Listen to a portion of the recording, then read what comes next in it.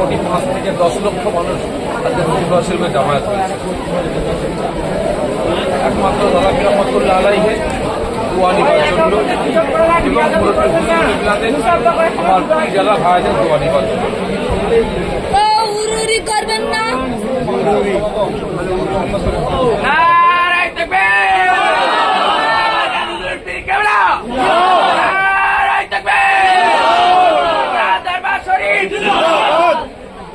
আপনি যে বলছেন ফুরফুরা শরীফে গঙ্গাসাগরের মতো সুবিধা দেওয়া হয়েছে কি হয়নি, কারণ সব থেকে বড় জিনিস হচ্ছে ফুরফুরা শরীফ সংখ্যালঘু মুসলমানদের নিয়ে আমার দেশ, আমার দেশের আমার রাজ্যে আগে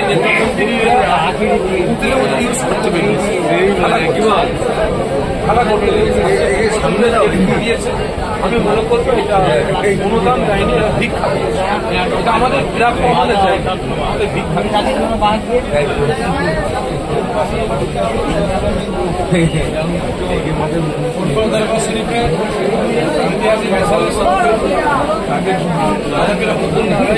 আগে তিনি জলসাটা কায়েম করেছেন।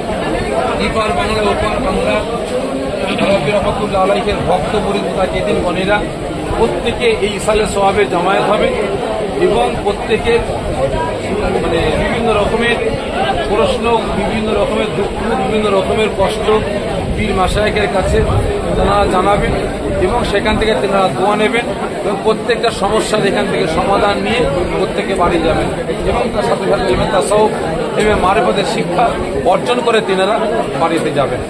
এই উদ্দেশ্যে দাদা পীর রহমাতুল্লাহ আলাইহি এই সালে সব কায়েম করেছে। দাদা পীর রহমাতুল্লাহ আলাইহি সর্বপ্রথম 250 গ্রাম মাদ্রাসা দিয়ে 21, 22, 23 ফল মিসালে সব তিনি ভক্ত মুরিদ মুতাকিদিনদের নিয়ে কায়েম করেছিলেন।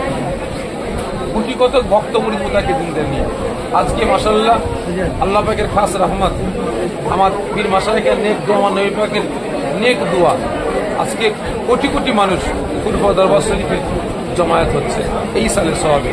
তখন ছিল 250 গ্রাম বাতাসা আর এখন হাজার হাজার হাঁড়ি আজকে দরবার শরীফে রান্না করছে মেহমানদারির জন্য। হিসাব করে দেখছিলাম গত কালকে রান্না করে প্রায় দাদা পীর রহমাতুল্লাহ আলাইহির 5 আওলাদ এবং 5 আওলাদের টোটাল 32 আওলাদ, 32 আওলাদের যে সকল আওলাদরা হায়াতে আছে প্রত্যেকটা দরবারে নানা করে হিসাব করে দেখছিলাম 18 থেকে 19 কোটি টাকা এই 3 দিন সালে সওয়াবে মেহমানদারির জন্য, বিভিন্ন ফুরফুরা দরবার শরীফের কাজের জন্য হুজুর কেবলা আমার ভাইরা চাচারা সব ব্যয় করে থাকছে, ব্যয় করছেন আজকে। ফজরের নামাজের পর আখেরি মুনাজাত শেষ দোয়া হবে। জি অবশ্যই বড় দরবারে, ওই দরবারে ফজরের নামাজ পড়া হয়, এখানেও আলাদা মানে ফজর নামাজ পড়া হয়। তবে আপনাদের চ্যানেলের মাধ্যম দিয়ে আমি আমার দাদা পীরের ভক্ত মুরিদদের কাছে অনুরোধ করব, ফুরফুরা দরবার শরীফে আপনারা যারা এসেছেন খুব সাবধানে বাড়িতে যাবেন এবং রাস্তায় খুব যেহেতু রাত জাগা থাকবে খুব সাবধানে আপনার সতর্কভাবে বাড়িতে গাড়ি নিয়ে বাইক নিয়ে বাড়ি ফিরবেন, রাস্তা রেসারেসি করবেন না, আস্তে আস্তে যাবেন। এবং মুরব্বী হুজুর কিবলার হায়াতে আছে, তিনাদের সোহবতে বসে ইলমে তাসাউফ মারিফতের শিক্ষা অর্জন করতে পারেন।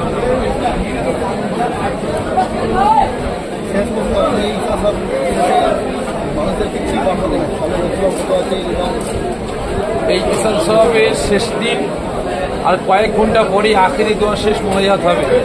এই দরবার শরীফের পীর জাদা হিসাবে আমি সাফেরি সিদ্দিকী আমার দাদা পীরের সমস্ত ভক্ত মুরিদ মুতাকিদিন গণদের এবং আমার রাজ্যে আমার দেশের সমস্ত মুসলমান ভাইদের, আমার মায়েদের, বোনেদের আমি একটা মেসেজ দিতে চাই যে আমার দেশে আমার রাজ্যে মানে একটা দল বেরিয়েছে, সাম্প্রদায়িক দল, বিজেপি দল।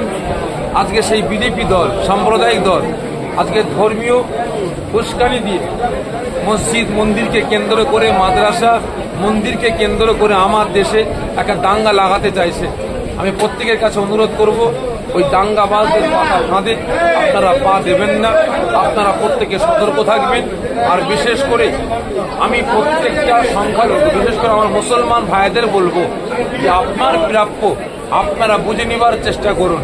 কারণ বিশেষ করে যদি আমরা আমাদের প্রাপ্য বুঝে না নিই, তাহলে আগামী দিন আমাদেরকে যেভাবে এক শ্রেণীর নেতা মন্ত্রীরা আমাদের পুতুলের মতো ইউজ করছে, আগামী দিন আরো পুতুলের মতো ইউজ করতে আরম্ভ করবে। কারণ বেশ কয়েকদিন আগে দেখলাম আমার রাজ্যে বিভিন্ন জেলায়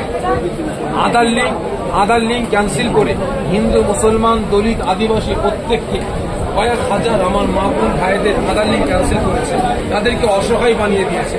জমি থাকতে জমি বিক্রি করতে পারছে না, ব্যাংকে টাকা থাকতে টাকা তুলতে পারছে না, তারপরে ছেলে মেয়েকে স্কুলে ভর্তি করতে পারছে না, চাকরি পরীক্ষা জয়েন্ট লেটার এসে গেছে, আধার লিঙ্ক ক্যান্সেলের জন্য চাকরি জয়েন করতে পারছে না, ইত্যাদি ইত্যাদি ফেসিলিটিস নষ্ট হয়েছে। আমার তো মনে হয় সামনে ইলেকশন আসছে, হয়তো ইলেকশনের আগের দিন রাত 1টা-2টোর সময় কেন্দ্র থেকে টোটালি আধার লিঙ্ক মুসলমান ভাইদের জন্য ক্যান্সেল করে দেবে, গিয়ে টোটাল মুসলিম সম্প্রদায়কে অসহায় বানাবার একটা পরিকল্পনা শুরু হয়েছে। তার সাথে সাথে হিন্দু, দলিত, আদিবাসী ভাইদেরকেও অসহায় বানাবার চক্রান্ত শুরু হয়েছে।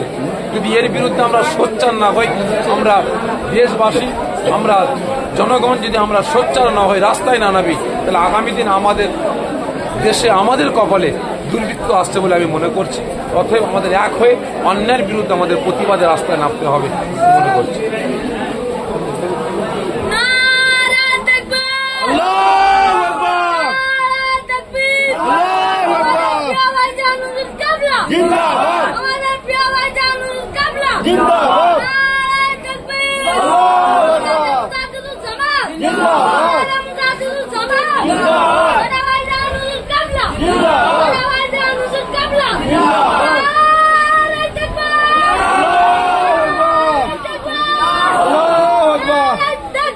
Allah